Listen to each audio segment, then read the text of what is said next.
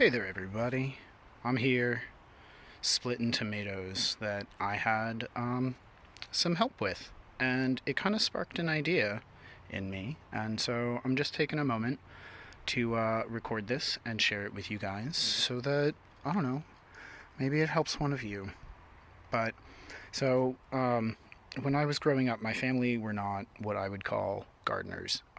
We did an annual plant sale. We would go and support the local parish Mother's Day sale and pick up a bunch of annuals and go home and plant them. And inevitably, some of them would go, and so we'd go back out to the store and buy another couple of packs of annuals and plant them. And by fall, they were gone, and so we'd have to go buy some more annuals and then plant some more. And then by winter, they were gone, and it was lather, rinse, repeat for a lot of that. And we did not have a lot of experience starting our own cells or doing the kinds of things that I am doing now, which is sitting here and splitting all of these guys into standalone pots that I can mark. In case anyone is curious, these are the varieties that we are growing this year. We have a Be My Baby Indeterminate, the Cherokee Purple, and the Ruby Gold Bicolor. All of them are indeterminates because I am dead set on trying out this trellis idea before I scrap it. So I'll share more once we get some of these guys in the ground. But so the thought was, anyway, to get back to the topic, the thought was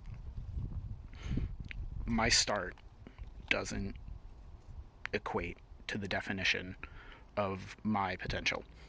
The seeds that were planted when I started sprouting is not the only determining factor when it comes to how I grow as a person or as a gardener or as a nursery. And so my childhood informed resistance to annuals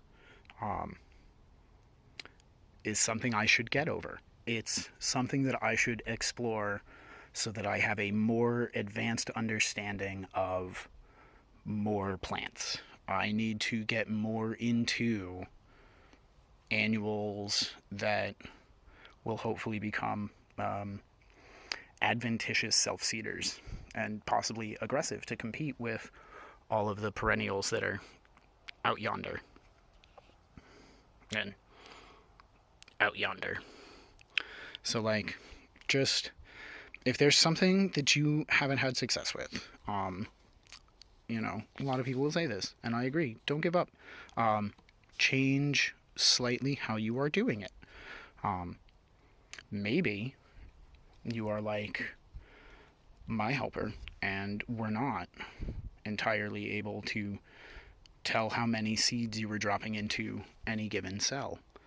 And so maybe you get yourself a little, pill dropper or one of those little drop measurers, or you take tweezers and you do it singles and you change slightly your approach, and then you observe and you interact, and then you participate in the process of its growth, and you learn what does and doesn't work, and then you try a related thing or the same thing with two more variations on the things that were successful, and you see how you can push that design forward, that iterative process of getting better at the processes and the practices that you hope to get better at. Obviously mentors are great, but sometimes it takes having a tray full of plants that you might ruin to find your 10% success and learn from that, so that next time you can double, triple, quadruple how good you are performing. So, yeah. I think I'm going to plant a whole bunch of annuals and see how things go. And I think that's going to be a fun little process, and I think it'll be something that'll be rewarding in its own fashion if I can just learn to appreciate the failures as much as the successes. So that's my 2 cents. I'm gonna go back to splitting these things because, oh my god, you guys, there are too many tomatoes in these cells. I have to go. I love you all. Thanks for watching. Happy planting.